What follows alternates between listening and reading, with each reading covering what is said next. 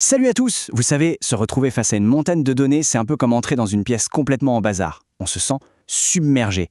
La clé, en fait, c'est de commencer simple, par le tri. Et c'est exactement ce qu'on va faire ensemble aujourd'hui. Allez, c'est parti! Alors on peut se poser une question toute simple en apparence. Est-ce que toutes les données se valent? Bon, la réponse sans surprise, c'est un grand non.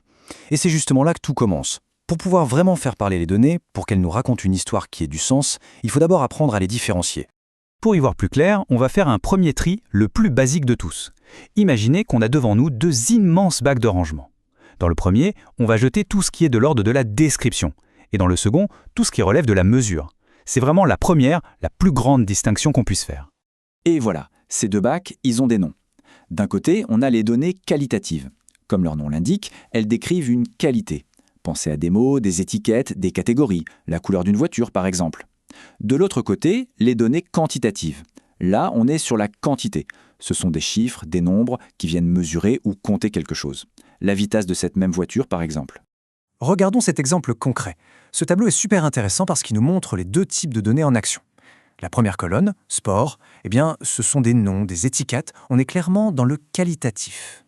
Et puis la deuxième colonne, blessure, là on a des chiffres, un décompte précis. C'est donc du quantitatif. On voit bien la différence, c'est assez limpide. Bon, séparer les données en deux grandes familles, c'est un excellent point de départ. Vraiment. Mais si on veut aller plus loin, si on veut faire des analyses un peu plus poussées, il va falloir être un peu plus subtil. C'est là qu'entre en jeu ce qu'on appelle les 4 niveaux de mesure. Pour bien se représenter la chose, on peut voir ça comme un escalier. Chaque marche qu'on gravit nous donne un peu plus de pouvoir, un peu plus d'informations. On commence tout en bas, sur la marche la plus simple, le niveau nominal, et on va monter, marche après marche, jusqu'au niveau ratio, qui est le plus complet. Alors, revenons à notre premier bac de rangement, celui qui contient les données qualitatives. Eh bien, même à l'intérieur de ce bac, on peut encore affiner le tri. On peut y installer 2 étagères si on veut, une pour le niveau nominal et une autre pour le niveau ordinal. Le niveau nominal, c'est vraiment la base de la base. La première marche de notre escalier. Ici, on fait juste une chose, on met des étiquettes. On donne des noms, c'est tout. Il n'y a pas d'ordre, pas d'hierarchie, et évidemment, impossible de faire le moindre calcul avec ça. L'exemple classique, ce sont les genres de films. On peut dire qu'un film est une comédie, un drame ou un film d'action. Ce sont des catégories bien distinctes. Mais est-ce qu'on peut dire que comédie est supérieure à drame? Non, ça n'a aucun sens. Ce sont juste des étiquettes, des boîtes différentes. Allez, on monte sur la deuxième marche. Bienvenue au niveau ordinal. Le mot à retenir ici, c'est ordre. Contrairement au nominal, ici, on peut classer les choses. Mais, et c'est un mais très important, on connaît l'ordre, mais on ne connaît pas l'écart précis entre chaque position. Regardez cette liste. C'est un top 5 des métiers qui recrutent le plus. On sait que le numéro 1 a une croissance plus forte que le numéro 2, et ainsi de suite. L'ordre est clair, il a du sens. Par contre, est-ce que l'écart de croissance entre la première et la deuxième place est la même qu'entre la quatrième et la cinquième? Probablement pas. On a l'ordre, mais pas l'intervalle. C'est ça, le niveau ordinal. Ok, on a bien exploré la boîte des descriptions. Maintenant, changeons de décor. Passons à l'autre bac, celui des chiffres. Et là aussi, pour bien faire les choses, il faut faire une distinction très importante. C'est ce qui va nous amener aux 2 dernières marches de notre escalier, le niveau intervalle et le niveau ratio. Alors, comment fait-on la différence entre intervalle et ratio? Eh bien, tout se joue sur un seul concept, une seule idée, qui est incarnée par une question toute simple, mais au fait, qu'est-ce que le zéro a de si spécial? La clé de tout, c'est de comprendre ce qu'est un zéro absolu. Parfois, on l'appelle aussi le vrai zéro. C'est un zéro qui veut vraiment dire zéro. C'est-à-dire qu'il représente l'absence totale de la chose qu'on est en train de mesurer. Et c'est là que tout s'éclaire. Prenez 2 exemples, la température et l'argent. Quand le thermomètre affiche 0 degré Celsius, est-ce que ça veut dire qu'il n'y a aucune chaleur? Non, bien sûr, c'est juste un repère. C'est pour ça que 2 degrés, ce n'est pas 2 fois plus chaud que 1 degré. Maintenant, l'argent. Si on a 0 €, ça veut dire quoi? Qu'on n'a pas d'argent. C'est un zéro absolu. Et là, du coup, 2 €, c'est bien le double de 1 euro.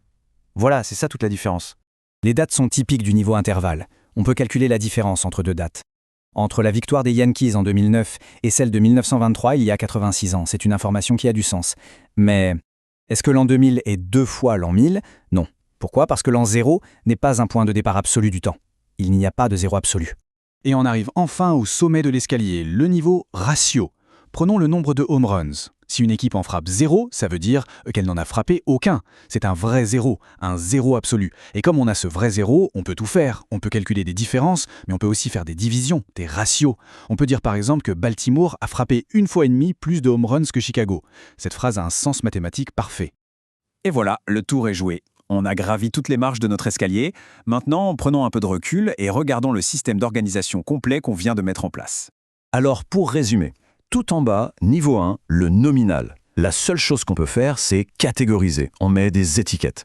Parfait pour classer les types d'émissions de Pelé, par exemple. On monte d'une marche. Niveau 2, l'ordinal. On peut toujours mettre dans des catégories, mais maintenant on peut aussi les mettre dans un ordre qui a du sens. Le classement des films est un bon exemple pour ça.